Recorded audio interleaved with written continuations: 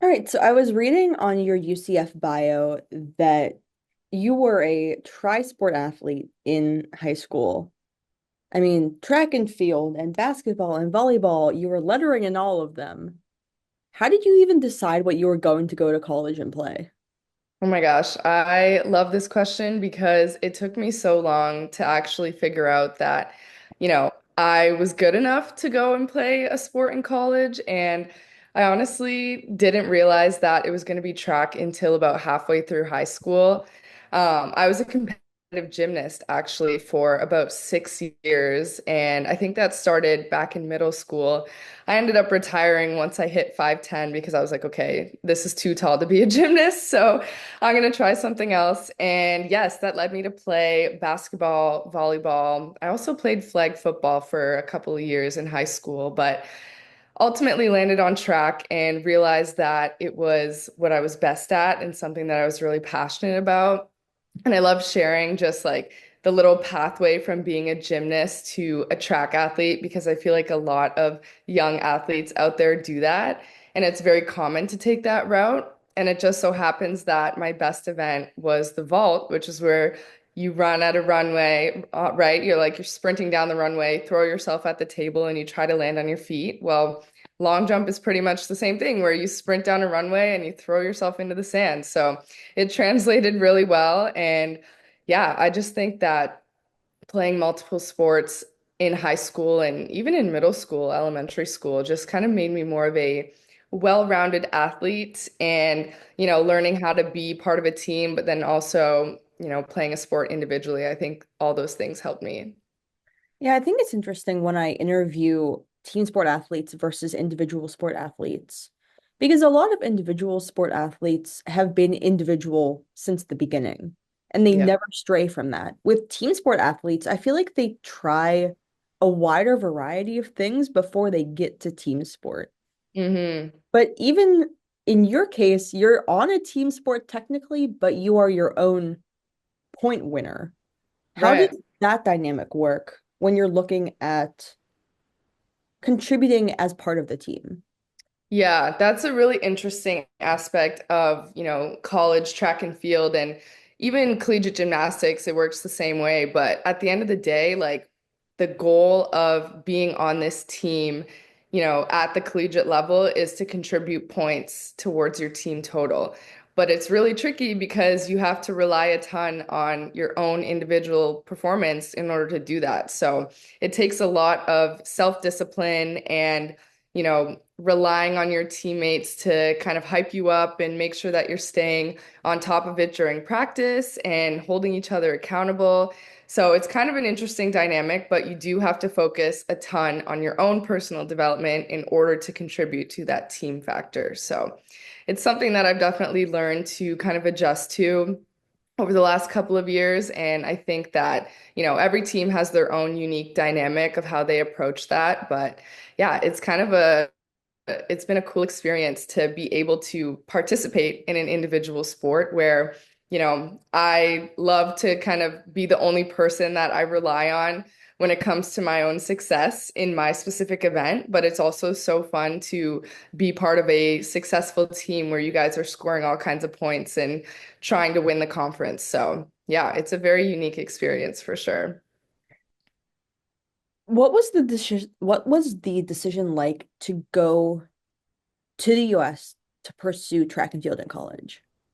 Yeah, I mean, it was definitely a whirlwind. I would describe it in high school because, again, like I just did not take track seriously until, 11th grade. And that's way later than a lot of typical athletes. So I just didn't know what the whole process would look like. I only had a short amount of time to kind of make really great progress and do all of that outreach because as a Canadian, you don't get nearly as much attention, I would say. Like people aren't necessarily looking for you as coaches. I feel like a lot of coaches recruit within the US and, if there's a stellar international athlete out there, like obviously that name recognition will, make its way to the US, but if you're kind of like a little bit below that level, you actually have to do a lot of the outreach yourself. So I sent like hundreds of emails to different schools and hoping to hear back, but it was just like a very, in-depth learning experience of, getting on the phone and saying, hey, like, this is who I am, this is what I jump, and, I think that I can contribute to your team. Like, it was a lot of advocating for myself, and I felt like I grew a lot during that process and learning how to speak up for myself and, kind of, I guess, in a sense, like, prove why I would be worthy to, like, join one of those teams. But I think honestly, the main reason for coming down here was the fact that I knew that there would just be more competitive, competition down here. And I just felt like putting myself into an environment where, you know, everybody was either better than me or, kind of same level, but we would be able to push each other. That's where I was really going to grow. And, I've always had big dreams in this sport and in sport in general. And so I wanted to really put myself in an environment where I knew I was going to get better. So, yeah. I mean, when you came in as like the kind of powerhouse that you came into college as on the Canadian stage, how did that transition into American play? Yeah, that's a really interesting question, actually, because I feel like the Canadian version of like, when you win a title in Canada, it almost feels like it doesn't mean as much because the pool of people is just so much smaller. And I would say like, there's a lot of talented athletes that come out of Canada for sure, but the number of them is just so much smaller than there are in the US. So like when I was in high school, my PR was, 5 meters, 77 centimeters, and I jumped a wind aided 5 meters, 90 centimeters. And that was like really good for me and for my area. Like that won me a provincial title, which most people would recognize as a state championship. And then, you know, I set my school record in the long jump. Like I felt like on top of the world. I was like it girl. And then I get down to the US and it's like, okay, well, most people can jump at least 6 meters coming out of high school, or, people are much more consistent. And so it was a bit of an adjustment just to, recognize that I was putting myself in this situation where there were going to be people who were better than me. And so I didn't really let it kind of hurt me in the sense that, like, oh my gosh, like these people are so much better than me. Like, how am I going to live up to that? I kind of took it as like, okay, these people are better than me. How do I get like them? Like, I want to, kind of mimic their behavior or see the things that they do behind the scenes because I want to get to their level. So. I mean, we'll talk more in depth about this later on in the interview, but I will tease the mental health component a little bit by asking, when you know that you're really good in your own country and then come to another country and I don't want to say get humbled, but like there's just a different expectation. How do you deal with that? Yeah, I mean that's essentially what it is I was humbled in a sense because, it's just you go from this feeling of, being the best and not really having to worry about things like, making it to the final round. Like it was kind of always, if I did what I did and I did it well, like I could always kind of expect to make it to a finals or at least be in contention for like a top three placing. But once I got to college, it was a much different story because first of all, in high school, like you compete against, your senior competitors that are in 11th and 12th grade. But when you get to college, like you're competing against people who are 4 years older than you and have all this extra experience. And, they have kind of learned things over the years that I was just starting to learn or maybe hadn't even learned yet. And so, yeah, I mean, mentally, I feel like I truly, like I said before, like just didn't let it get to me in a negative way. I truly always try to embrace like a positive mindset and kind of like go for the optimism. Like I like to say, why not? Like, why couldn't it be me? Or why should I not be able to do this if somebody else can do that? Like I feel like there's always that piece to think about, but I definitely tried to approach it in the sense where I was like, okay, if other people around me are doing it, why can't I? So. What was your recruitment like to Central Michigan? I mean, I know that you were talking about sending out so much correspondence with all of these coaches. Was CMU a front runner from the beginning? Did they step up and really embrace you? I mean, what was it about them that made you want to go there? Yeah, absolutely. There's kind of like two parts to the story, I guess. But so in grade 11, when I finally started tr taking track seriously and, I decided that that was my sport, I actually finished second in the province that year, which was completely unexpected. That was the first meet. I had a huge PR and just kind of put my name on the map, which was super exciting. And I was surrounded by other girls on the podium who had already committed to different schools. And so one of the girls who actually placed third, she was committed to Central Michigan at that time. And so, when you're on the runway, you get to talking with all the girls and like, most people are locked in, but some people are cool having side conversations like before you jump. And so I was talking to her and she was like, "Yeah, I'm committed to Central Michigan." Um, she told me just why she committed there and like different things that she was excited about for the school. I learned that it was only, 5 hours away from Toronto, which is where I'm from. And so not a far drive, it's going to a different country, but you're still kind of close enough to home in a way, which I thought was cool. But eventually, like she connected me with the coach there and I got to talking with him and pretty much the rest is history. Like he gave me an outline of what I needed to accomplish and kind of what marks I needed to hit in order to get a certain amount of scholarship money.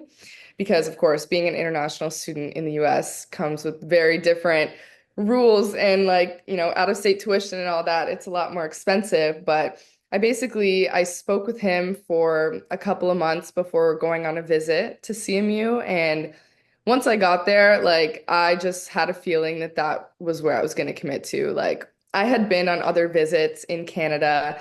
I had visited the University of Guelph, which was probably my top school outside of the US options. And then I also visited Simon Fraser out in BC, which was a gorgeous, gorgeous trip. And it's so pretty out there. The people were awesome. But yeah, I just feel like at Central Michigan, like I immediately was in awe of the facilities, of the people.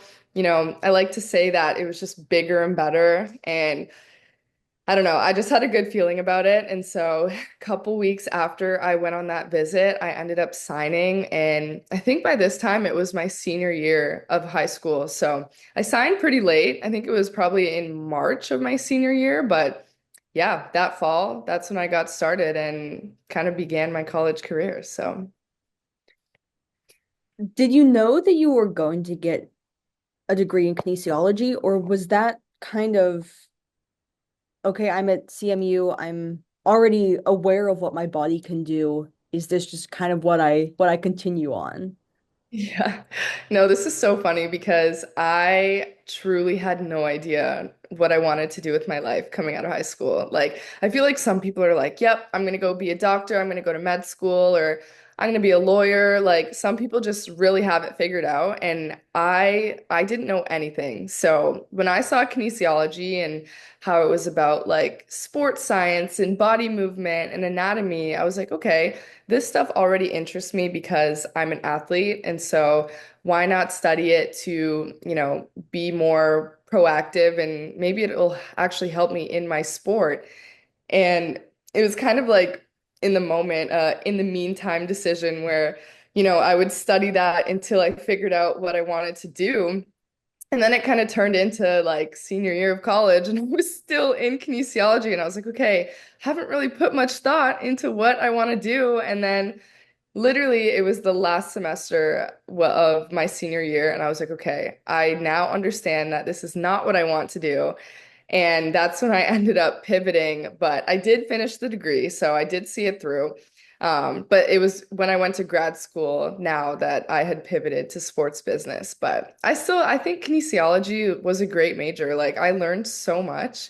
And I definitely think it helped me develop as an athlete, just kind of being more aware of body anatomy and how things move in certain planes and, the physics behind it. I think that is truly important, especially in a sport like track and field, where is very, rudimentary movements like we're running, we're jumping. It's not like, you have to have hand-eye coordination to throw a ball or something like that. So, yeah, definitely no regrets doing that major, but um I had also actually minored in nutrition studies, which I thought was super interesting. Just a little bit of a kind of segment off of that because I was able to learn about like supplementation and the importance of, the female body and the differences that are required to kind of nourish, female bodies at different times of the month and all that. So just different things that I thought were super helpful just to kind of round me out as an athlete. So I really enjoyed that experience. I love when I have guests on that have backgrounds in things like kinesiology, any kind of related sports science, psychology, sociology, because those interviews end up being so much more informative from an athlete perspective, from a physical perspective, but then also as from a mental component as well. I just think that when you have a degree in things like kinesiology and then concurrently you are an athlete and you're using what you learned in the classroom to excel at your sport, I just think that that's a really cool interview subject. So I'm excited to talk to you more about that. When you're learning in the classroom and then immediately turning around and implementing it in a college environment, does that make it easier or more difficult? Honestly, I feel like it depends on the situation. Like there are, maybe a couple days that I can remember from undergrad where, I would learn something that I thought was life-changing in the moment in, maybe like a chemistry class or, one of my nutrition classes. And I'm like, oh my gosh, why haven't I been doing this? Like as an athlete, I feel like I should have known this. Like, do other athletes know this? And I was just, behind or whatever the case may be. But I specifically remember like learning, um, you know, I think flow state was one of them in one of the classes that I had learned about. And I was like, wow, like I didn't even know that this feeling had a name. Like I didn't really know how to describe it until I physically learned it in a classroom. And so things like that kind of stood out. And even like in my nutrition study classes, like we learned about the different ways to fuel before and after practice and the importance of, having quick release carbs so that you can have quick energy before your practice and how caffeine is actually better to have in small doses before your workout so that it can give you a nice little boost while you are practicing. And then right after your workout, of course, you want to get your protein in so that you can start rebuilding. And it was just those little things that I learned in the classroom and I literally implemented into my life right away because I was like, look, if I'm going to be the best athlete that I can be, then I need to start doing all the things. And it started with nutrition. Then we learned about, the importance of sleep. And I remember when that clicked because, I would go to bed late and then have to wake up early in the morning. Like freshman year, we used to have to lift at 6 a.m. So going to bed any later than like 11 was almost disastrous because I did not want to wake up in the morning. But yeah, once I learned the importance of things like sleep, I just was able to kind of put that into practice. And I feel like it made me a better athlete, especially over time. And I mean, it made you a better athlete in 2022 when you were the MAC long jump champion. Absolutely. That was definitely one of the highlights of my career at CMU. And I'm so grateful. I remember that day like it was yesterday, and I just felt so, you know, ready and surrounded by love from like all my teammates and my family. My parents were there. It was just such a cool experience. And I don't want to say it was unexpected because I knew I was definitely capable of achieving that. But I think because my previous PR, I think at the time was like, just over 6 meters. So like I think it was like 603. Um, And then on that day, like I just casually went out and jumped a 20 centimeter PR. I jumped 6:23 and it was like the biggest shock, but also like a relief moment because I was like, wow, finally, like I feel like this has been building up forever. And, I just went out there and it happened so quickly. And I was like, wow, this is a crazy feeling. And so, yeah, I look back on that experience a lot and even the videos, like just rewatching the moment that it actually happened. And I just feel so proud. And it's something that, yeah, I'm definitely very proud of. What was different that day? That's a great question. I think, again, just going back to like waking up and feeling good. And maybe it's all those things that I implemented that I learned in the class. Like I had a good sleep last night and just eating good food. I feel like I always hype myself up before a meet by listening to good music, having a fun get ready process. Like me and my best friend, we would always jam out in the hotel room and while we're doing our makeup and we even like the night before meets would used to go out and get ice cream, like just small little cone or whatever, and that would just kind of de-stress and take the pressure off of us. And so little things like that I feel like contributed, but I just had never felt more kind of you know, like I was not sore, I was excited, but just a little bit nervous on that day. So it's kind of a mix of emotions, but I just remember feeling overall ready to accomplish something great. And I just felt like it was my time, if that makes sense. It does. When you were looking at going to grad school, did you consciously realize that you were also scouting another track and field program? I mean, Yeah, how did you have eligibility left? yeah, so I can definitely explain that. And it's funny that you worded it that way because I actually saw it as like the complete opposite. Like I was scouting different track programs before I was looking at the grad school program because I just knew that I wanted to continue my collegiate career and even like professionally. I've always had goals of competing professionally. And so I was like, okay, where can I go to school that I'm going to be in a power conference and, be challenged to my, highest ability. And I was really thinking about the track program and the culture at that school before I looked at a grad program. And so it's funny that you say it like that because I definitely thought about the track aspect before. But when it comes to my eligibility, so basically I started college in 2019 and I had a full indoor season. But then that March was when COVID hit. And so we lost our entire outdoor season freshman year. And so we ended up getting that back.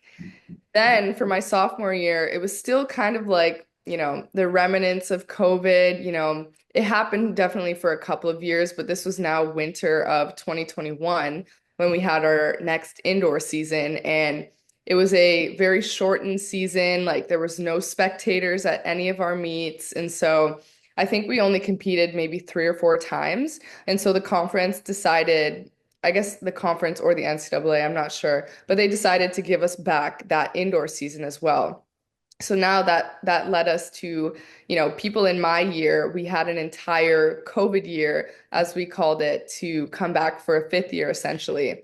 And so I went through the rest of my 3 years at CMU.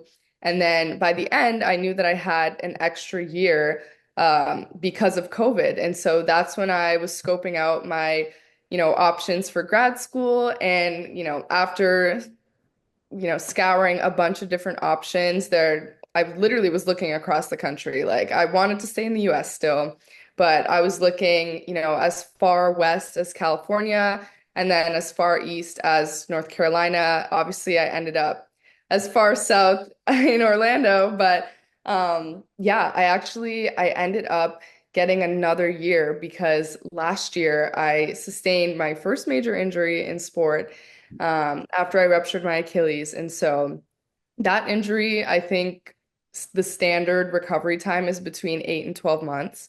And so I just knew that I was not going to be able to compete last year, which was devastating, but it also I always try to find the silver linings in situations like that. And I just knew that I would have another year to be in Orlando, and that was so exciting to me. So that's why I am here in year number 6 in the NCAA. Um, just finished my last semester of classes, essentially. And, next semester it's going to be super exciting because I'm going to finally get to compete for UCF. And yeah, I'm looking forward to it. This is my last one for real. So I'm ready for it. What was it about UCF? I mean, you went from talking about how you were only a few hours from home to the complete opposite side of the country. What was that change like, and why UCF? Yeah, honestly, I feel like I wouldn't say the opposite of a homebody because I love being at home and I love being surrounded by my family, but I think I just knew that it was time for me to really branch out of my comfort zone and just kind of go and experience kind of like a dream scenario that I had thought of. And so I'm definitely somebody, despite being from Canada in the cold up north, I absolutely hate the winter. I just feel like I thrive in the summertime. And so when UCF became an option, I was like, wow, I could live in a warm climate all year. That would be great for my mental health, and it would also be great for training. Being surrounded by palm trees, like, you can never complain about that. But when it really boiled down to it and making my decision, there were kind of two main factors. And so at the time, the coach who was here last year, he was actually Canadian, which I thought was a really funny coincidence. And I just really related to a lot of the conversations that we were having. He was a former national team member and staff at one point, I believe. And so we talked a whole lot about what it was like being a Canadian down in the US. And so that was kind of a big part of my decision. And then I also found out that the program that I was interested in here could actually earn me 2 master's degrees in less than 2 years. And it's funny because I look back and when I was applying, I truly thought I was only applying to one of the degree programs. Like, we always joke about this in our program that the website was not very clear because a lot of us thought that we were either only getting an MBA or only getting a master's of sports business management. But when we show up on the first day, it's like, okay, we're getting both in less than 2 years. And it's like, wow, this is going to be a grind. So that ended up being a huge part of my decision as well because there were just no other schools that I was interested in their track program that also offered a similar type of program. So it really came down to that was the coaching and the environment, the conference. UCF last year moved into the Big 12 for their first year, and so that was a huge, decision point because I wanted to go to that, Power Five conference school. And then it was just kind of like the cherry on top to have this amazing, highly ranked program to really excel my career in sports business. Yeah, I mean, I went to West Virginia, so I am well versed in the Big 12. So Yep. welcome. Welcome to the conference. Were you the 2023 Canadian national champion? I mean, how long before your Achilles injury was that? Yeah, when I look back, I had won. That was my first national title, which I was so stoked about. That was in July of 2023. And I guess it was like, 6 or 7 months later in December of 2023, that's when I got injured. So, very short turnaround time. It was super unexpected. Obviously, you can never predict an injury like that. But yeah, I just kind of went from this season of graduating from Central Michigan and then having, my first season in the NCAA where I made the East Regional prelim round. That was such an exciting moment for me. And then going on to win that Canadian national title at home.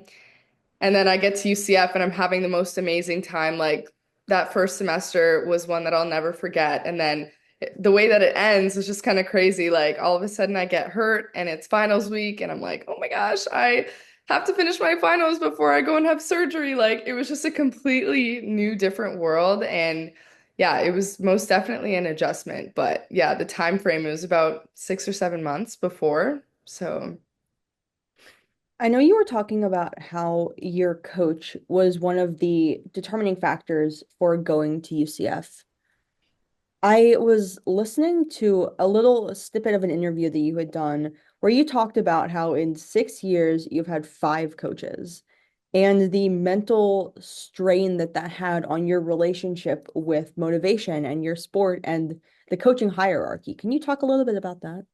yeah, for sure. So the five coaches in 6 years thing is crazy, and I really just came to that realization the other day. But basically, in a nutshell, the coach that recruited me my freshman year at Central Michigan, he had ended up leaving during COVID, and so he was coach number one. Then we had a new coach come in, and he was my coach for about 3 years until the beginning of my senior year. That's when he moved schools, and we'd gotten another new coach. And so I worked with him for just a year. That's when I made it to prelims and all that. That was kind of like my breakout year, I guess you could say. Then I transferred to UCF last year. I had the Canadian coach that had recruited me.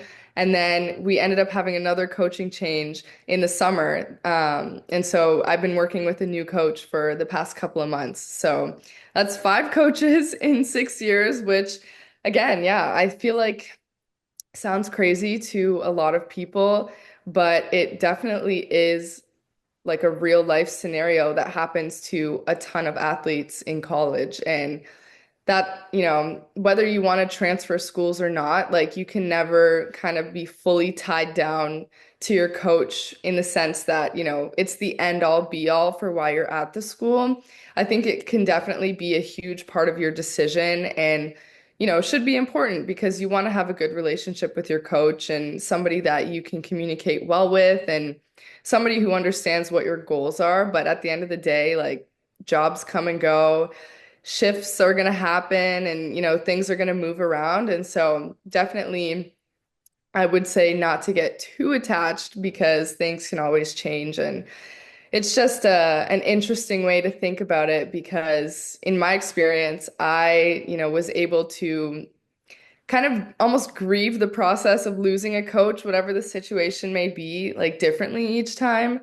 And so, obviously, when you are only working with a coach for 1 year, it might feel a little bit different than, when a coach that you've known for the past 3 years leaves, it's just kind of a different experience. But I think what I had mentioned in that other interview was just my best advice is to kind of, you know, stay true to who you are and make sure that, you're always striving to still be a great student before you're an athlete, try to be a good student in the classroom. You always need to kind of have that box checked if you want to be an athlete on the court or on the field. And so definitely focus on your academics, but then also just, you know, keep your end goals in mind and make sure that you communicate that with your coach because no matter who your coach is, like they're going to be there for a reason and they, obviously were hired to do a great job and to coach you. And so as long as you communicate, what you would like to accomplish by the end of the year and you guys are on the same page, then I feel like, things will go fairly well. So I mean, you weren't personally part because you finished your career at CMU, but how do you feel about in coaching change situations like that, utilizing the transfer portal? yeah, Because it's like you would have been totally like no one would have questioned you if after all of those coaching changes you would have been like, screw this, I'm going somewhere else. This is too much volatility and I can't focus. Yeah. I mean, I think it really depends on the athlete and what your relationship is with those coaches. Because I am familiar with certain situations where, a coach has left a program and, their athletes are so loyal to them that they follow them, right? And so I know that there's different rules based on different sports, but with what I'm most familiar with in track and field, once your coach either, leaves the program or decides that they're going somewhere else, you immediately have the ability to transfer without any restrictions. And so that's kind of at least with outside of the conference. So if you wanted to transfer within the conference, there might be some stipulations there. But, me going from Central Michigan to UCF, there was no issues. One, because I graduated, but two, because it was also within a different conference. So yeah, I feel like a lot of people have different experiences with the portal. One thing I'll say is that it's not as scary as people like make it seem like. It's just a really weird space where you just kind of, fill out a form and it lets all the coaches know in the NCAA pretty much at every level that you're a free agent essentially and that you're looking for a new home. And I think to my knowledge, all that it really says about you is your class, how much eligibility you have, and like a little bio maybe about who you are. So, in my experience, I got like a ton of influx this time. It was kind of refreshing because in high school, like I was doing all the outreach, and then when I was going to transfer from Central, I just got this huge influx of interest from different coaches across all divisions, and I was like, wow, like I've got lots of options now. Like this is kind of nice. And so yeah, I think everybody's experience in the portal is unique, but it's definitely not as scary as people make it out to be.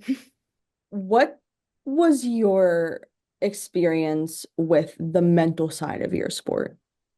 I mean, I know that I found you through the hidden opponent, and hmm I am such a fan of people, of athletes, student athletes, and professional athletes who use their platforms to advocate for mental wellness, mental health. What was it about your relationship with mental health that made you want to become such an advocate? Yeah, I think my story when it comes to that side of sport and who I am as a person is really interesting because, I think most people that know me personally would say that I've always kind of been an outgoing, very bubbly and like free-spirited person. And very confident in a lot of ways. And none of that has really changed a ton. But, when you sustain something like a major injury, it definitely kind of throws you off course and forces you to adjust and adapt in different ways. And so I would say throughout undergrad, because I was fortunate enough to only ever have minor injuries that maybe kept me out for a couple weeks at times and even at worst, I was very lucky to kind of stay kind of, you know, I guess in the middle, I guess I would say. Like I would never really have any kind of really bad days and there were really great days, but I always felt like I was kind of doing well, if that makes sense. And then when I got to UCF, it was like this crazy change of emotions and experiences. Obviously, I had moved away from my family and I was a lot further from home. I only knew one person um coming from Central Michigan to Florida. Like I didn't have any friends or family really in the Orlando area. And so I was really out here on my own. And so that change alone was something to adjust to, just making new friends and that entire kind of social aspect of it. But I would say like most things changed when I got injured. And, as much as I like to say that, from the get-go, I was like, I'm gonna attack this thing head on. I'm not gonna let it stop me. Like I've always kind of had that resilient mindset where I'm like, okay, nothing is getting in my way. I'm gonna find my way, over the hurdle, under, around it, whatever I need to do to get through it.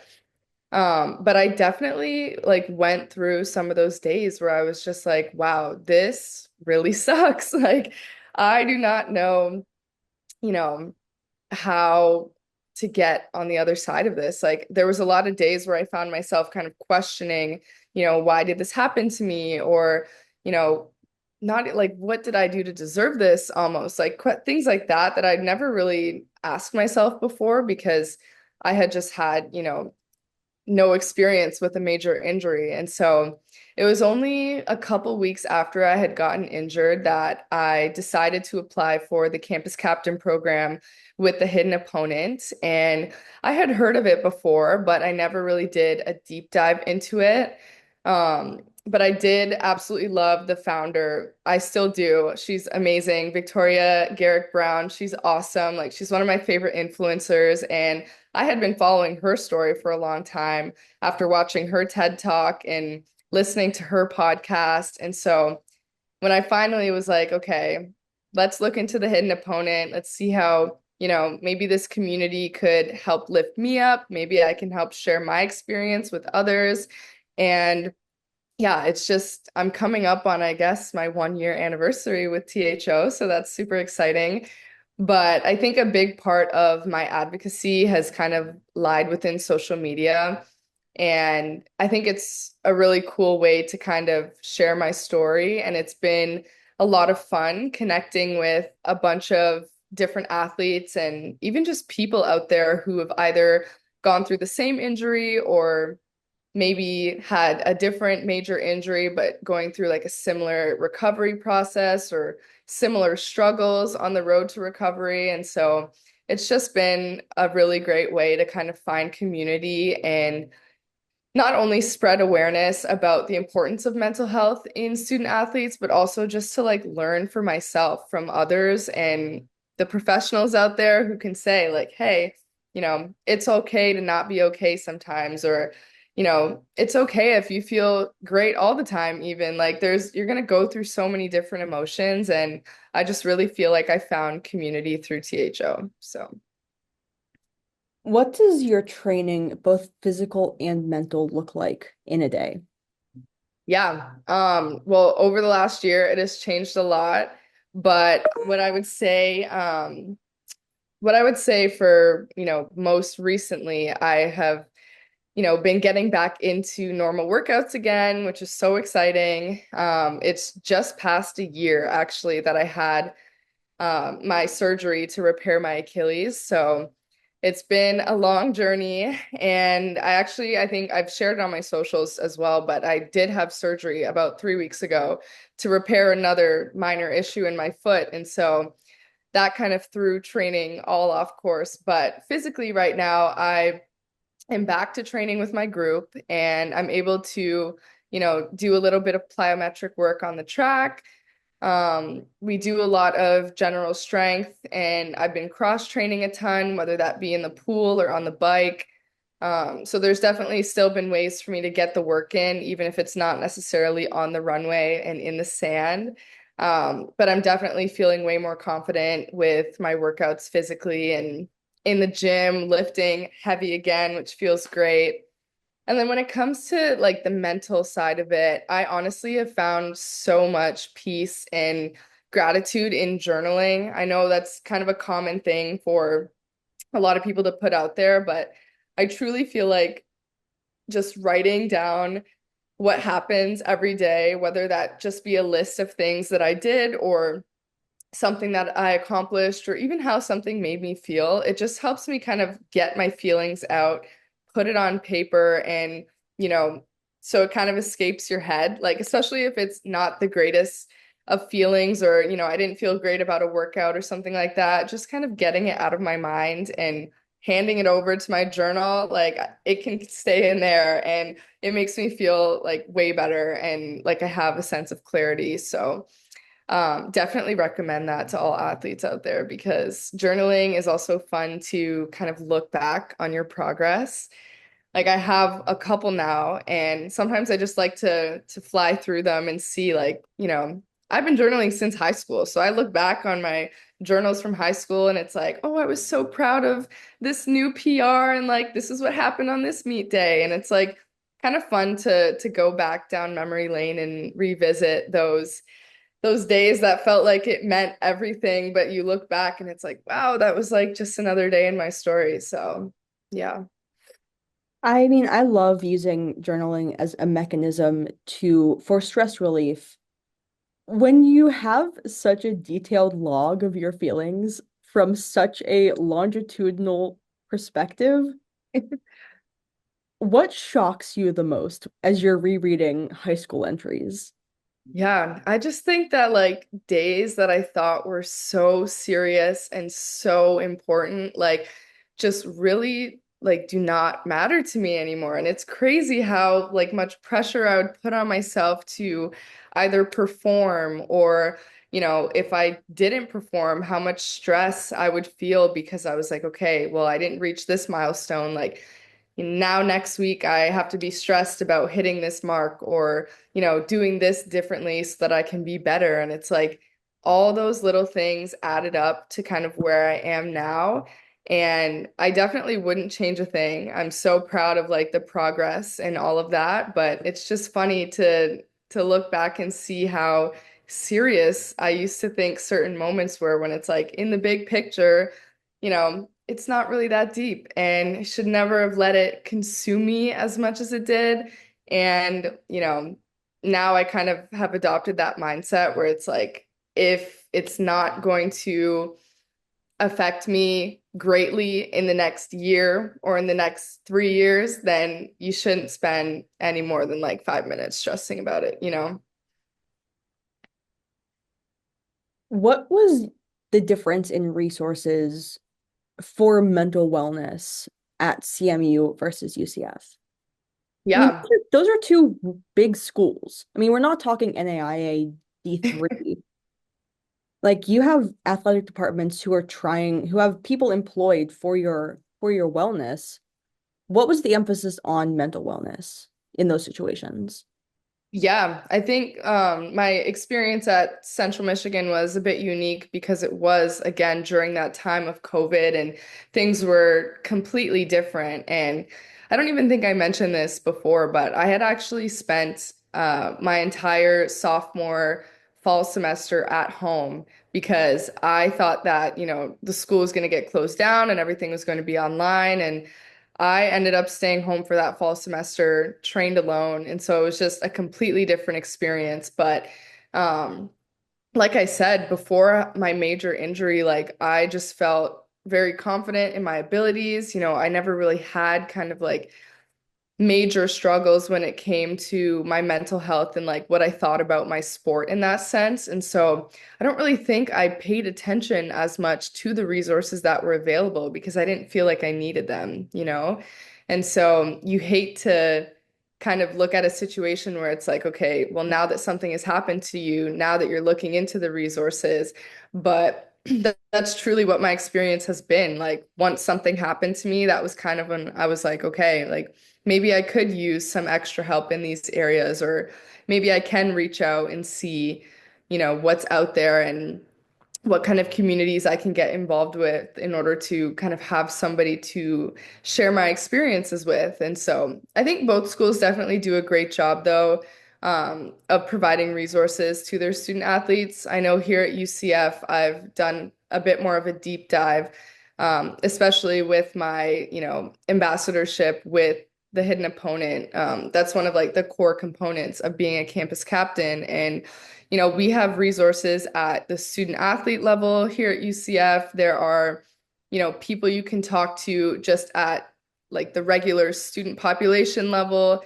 There's Orange County and Orlando resources, and then obviously the national um, hotlines and resources. So we are definitely well covered here, and it's been exciting to kind of bring the hidden opponent to UCF.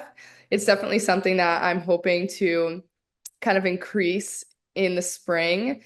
And I think I've done a lot of that through social media, but it'll be super exciting once I get to kind of host some events on campus. Heck yeah. I You're one of the only track athletes I've had on this podcast, and you are the only long jump athlete. Wow.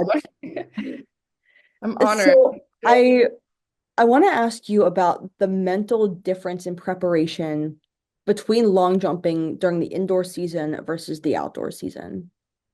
I mean, Mhm. what does your preparation look like depending on what season you're in? Yeah, that's a good one. Honestly, I try to not differentiate them a ton just because, at the end of the day, you're doing the same event and you kind of have the same goal in mind, which is to obviously increase your PR and score points for your team.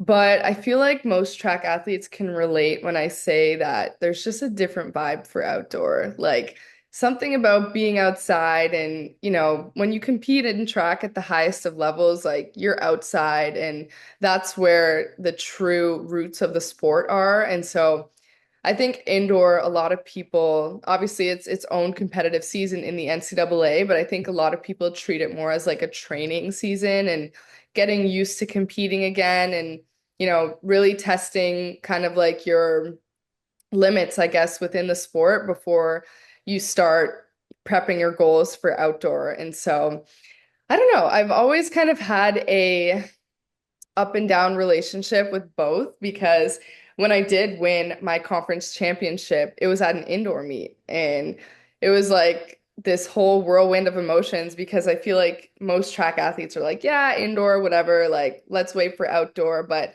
now all of a sudden I was this huge fan of indoor track because I was like, hey, like I PR'd during indoor, like I earned my sole conference championship at one of those meets and yeah, I was just a big fan of indoor, but of course, like you can never forget about outdoor and all the great things that happen with that, despite, weather issues and, you can compete in really cold meets or you can have beautiful, warm, competitions. But yeah, it's just when it comes to long jump specifically, there are some differences sometimes with indoor because you can have a raised runway, which you never really see outdoor. And that's essentially when instead of the pit being in the ground, it's kind of in like this tub above the ground. And so they have like this rectangle where they literally just fill it with sand and then the runway is kind of built on like wooden planks for the most part. And so it feels bouncier. Sometimes you can actually, like, I've had a lot of experiences where I've competed on raised runways where I've genuinely had to move my mark back like at least 4 or 5 feet because I just have so much more momentum. And I think a lot of jumpers can relate to that, but it's kind of a fun experience to have that for indoor because you never see that outdoor. So both definitely have their pros and cons, and I don't know if I could choose right now which one I like better, but we'll see. So those are all the questions I have for you. Is there anything that you think that I didn't cover? Anything that you'd like to add? The floor is yours. Yeah, I mean, I guess something that I always like to share too is just like what my experience with social media has been. I feel like after sustaining this major injury to my ankle, I finally had time and no excuses left to not start posting on social media. And so, I'd always been someone who dreamt of starting a YouTube channel and being an influencer and doing all those fun things. I kind of felt like my personality was always made for it. And so once I got injured, now that I wasn't doing my sport full time, I was like, okay, well, now I have all this time. I have all these ideas, and I just kind of had to get over that cringe factor of posting on Instagram Reels and, kind of acting like an influencer when I only had a small amount of followers, but really keeping that momentum and, consistently coming up with ideas and even sharing my story of recovering from this injury and my experience as a graduate student in the NCAA, like all of those things have kind of contributed to my growth online. And it's just been such a fun process. And I love to put it out there because people, can get so in their heads about things like that and how, oh, but like it's weird that I'm posting. What are people going to think about me? And, you know, what happens if I fail? Like, you got to just push all of that stuff aside and if it's something that you truly desire to do, like you got to just go after it, no matter like what obstacle comes in your way. And so I think I would just throw it out there, that advice, if it's something like that that you want to pursue, you just got to go full send and hope for the best and stay true to, what you want to accomplish and good things will follow that. And so just speaking from my own experience, like so many things have come out of my social media presence, like meeting a ton of different athletes from across the country and connecting with, professionals in the sports business industry who have now actually had an impact on not only my social media, aspect, but also in my professional realm once, I'm done with track and field and I've made all these amazing connections that'll kind of help me in that world eventually. And so, yeah, I think NIL is something that I could probably talk about in a whole nother interview. But yeah, there are definitely some cool things that come along with that. And I feel like, honestly, like it's helped me a lot mentally because I've just been able to get things off my chest and relate to people who have gone through the same thing. And, just doing that through social media has been really cool. So. Yeah, I mean, I find that normally when I bring athletes on, I find them from places like the Hidden Opponent, social media, Instagram, where they are comfortable sharing their story. But I always ask, like, how did you get to the point where you were okay with talking about some of the most vulnerable times in your life on such a public platform? I mean, that's what this platform is for as well, but I mean, how do you get to that point where you're okay with telling your story? Yeah, I mean, I feel like I've just always been the type of person who would share kind of like all the details of my life with my closest friends and family. And so I just, figured why not kind of take it to the next level, especially because I had those goals of being an influencer and having a presence on social media. I was like, I feel like this is the perfect way to kind of get started with that. And if I could build my community off of, people who are similar or have a kind of mindset that is similar to mine, I guess, in the sense where you're either recovering from a major injury, you're a fellow athlete or a sports business professional. Like, I really wanted to connect to an audience on that level. And it just felt really easy to continue to share when I had so many people reach out and just, congratulate me on my bravery for posting these updates online and when people started, being vulnerable with me, like via DMs or, just sharing their story in some sense, I really felt, inclined to continue to update everybody on the journey because I could truly see that it was helping people out there. And so that's kind of how that, developed. And it's been really cool. Like, again, I'm a couple weeks out from another surgery. And so that process is kind of come back in a sense, and I'm still clawing back. And a lot of people that have been around since the initial injury are, have stuck with me and continue to encourage me. And it's just been a really rewarding experience.